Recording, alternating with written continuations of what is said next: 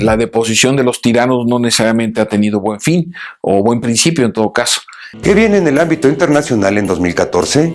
Para orientarnos, platicamos con Javier Oliva, coordinador del Diplomado en Seguridad y Defensa Nacionales de la UNAM. Básicamente, Estados Unidos podría apuntar hacia un replanteamiento de su presencia en América Latina, sobre todo porque después de los 11 años de guerra ininterrumpidos en Irak y en Afganistán, la atención se ha concentrado allí y desde luego al mantener el equilibrio geopolítico en la Unión Europea y con China y con Rusia, digamos, en sus ámbitos geopolíticos. Entonces, me parece que Estados Unidos podría apuntar a una redefinición de su política internacional hacia la macrorregión latinoamericana, por un lado, y por el otro es muy claro que van a aumentar los focos de tensión en el Pacífico, sobre todo por la escalada que se ha dado de tensión entre China y Japón, de tal manera que Estados Unidos es muy probable que vaya a redireccionar sus ámbitos prioritarios en política exterior y probablemente en algún hipotético caso de su política militar. Al menos ya ha anunciado que para el 2015 habrá una reubicación de su flota naval militar, teniendo un 60% de en el Pacífico, un 40% en el Atlántico. Entonces me parece que nos anuncian lo que serán los nuevos focos de tensión geopolítica para el próximo año. Sin duda alguna vamos a una muy probable reelección de la presidenta Dilma Rousseff. También es muy probable que se reelija el actual presidente de Colombia, presidente Santos.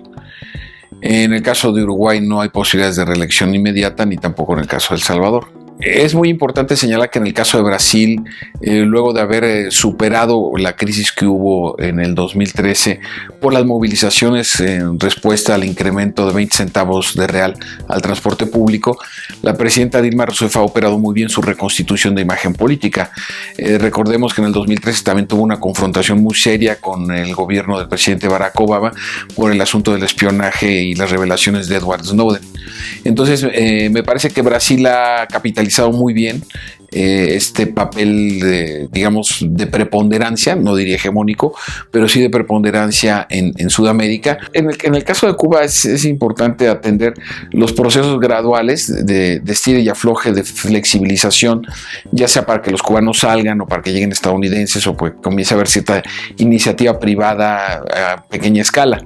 Sí es muy probable que en el 2014 alcancemos a ver ya medidas más audaces de liberalización de la economía, en virtud de que los rezagos que está viviendo el país en los procesos de integración georregionales, sobre todo con una presencia tan notable de Brasil para la exploración de aguas profundas para la obtención de petróleo y gas, sin duda alguna están siendo uno de los dínamos, ¿no?, que pueden seguir impulsando este proceso de apertura en la isla de Cuba. Yo lo veo muy difícil, sobre todo porque hay países que se encuentran en plena transformación institucional y que es muy difícil que en un año lo logren alcanzar. Me refiero al caso de Egipto, el severo problema de estabilidad política que se observa en Libia, menos notable en el caso de Túnez. Entonces vemos que estos países que han sido sacudidos por lo que se conoce en términos periodísticos como la primavera árabe, sin duda alguna que la primavera no ha tenido su concreción en un buen verano, es decir, las transformaciones o la deposición de los tiranos no necesariamente ha tenido buen fin o buen principio en todo caso. Probablemente los casos más visibles serían los de Egipto, ¿no?, y Libia, y la muy sangrienta y cruenta guerra interna, no puedo llamar civil, pero sí una guerra interna que se vive en Siria, en donde hay más de 3 bandos disputándose el control de algunas ciudades y de algunos suburbios. No sería remoto pensar en una fragmentación del país, por ejemplo, en la parte del Kurdistán, ¿no?, los intereses geopolíticos de Turquía. Entonces vemos que el 2014 esa zona puede seguir siendo sacudida sacudida, quizá, ojalá y me equivoque, por conflictos todavía de más importante envergadura, y además contando con un repliegue de uno de los principales jugadores en el área, que ha sido Irán, al haber elegido a un presidente moderado que ya ha establecido cierto tipo de comunicación con el presidente de los Estados Unidos, y esto evitaría de alguna manera la polarización o la existencia de grupos radicales en los bandos en disputa en algunos de los países que hemos mencionado.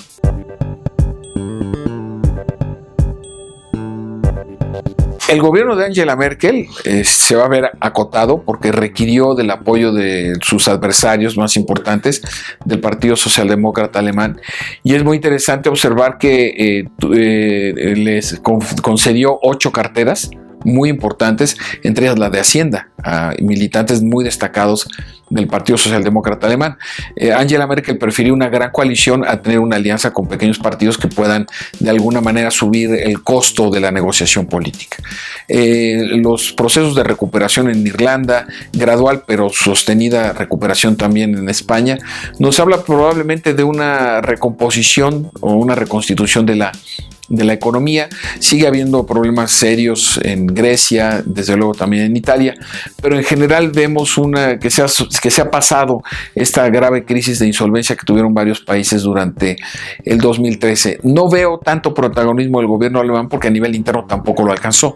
Entonces sí creo que puede haber un repunte en el caso de Francia, por ejemplo, por la forma tan ágil y eficiente con la que ha contenido a los grupos yihadistas en el norte de Mali, por ejemplo, ¿no? Entonces Europa entra un proceso de estabilización. Tienen un problema muy serio, que es el tema de la migración ilegal. No creo que ese sí va a seguir siendo un tema difícil porque ha repuntado mucho la derecha conservadora en Francia, por ejemplo, el Frente Nacional, o los partidos xenófobos confesos en Suiza y otras naciones, e incluso dejos de cierta xenofobia incluso en España, ¿no? Creo que ese sí va a ser uno de los temas más importantes en la Unión Europea, el tratamiento de los flujos migratorios.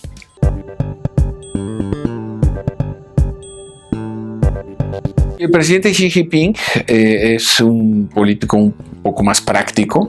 Sin embargo, China también observa problemas internos. Tenemos las tendencias separatistas de la etnia uigur al norte de la provincia de Xinjiang, con frontera con el Turkmenistán, y que de alguna forma se reclaman o tratan de declararse independientes. Los problemas serios que tiene de soberanía, obviamente, con el Tíbet. Entonces China también observa problemas internos notables. Es un país importador neto de hidrocarburos, y por otra parte ha entrado en conflictos limítrofes marítimos por la posesión de 8 islotes con Japón y Corea del Sur. En lo que se refiere a la península coreana, el nuevo presidente, el joven nieto del fundador de este país, una reliquia de la Guerra Fría como es Corea, el régimen comunista de Corea del Norte, es muy evidente que el proceso de eliminación incluso física de las herencias más ortodoxas del gobierno de su padre están siendo liquidadas incluso físicamente.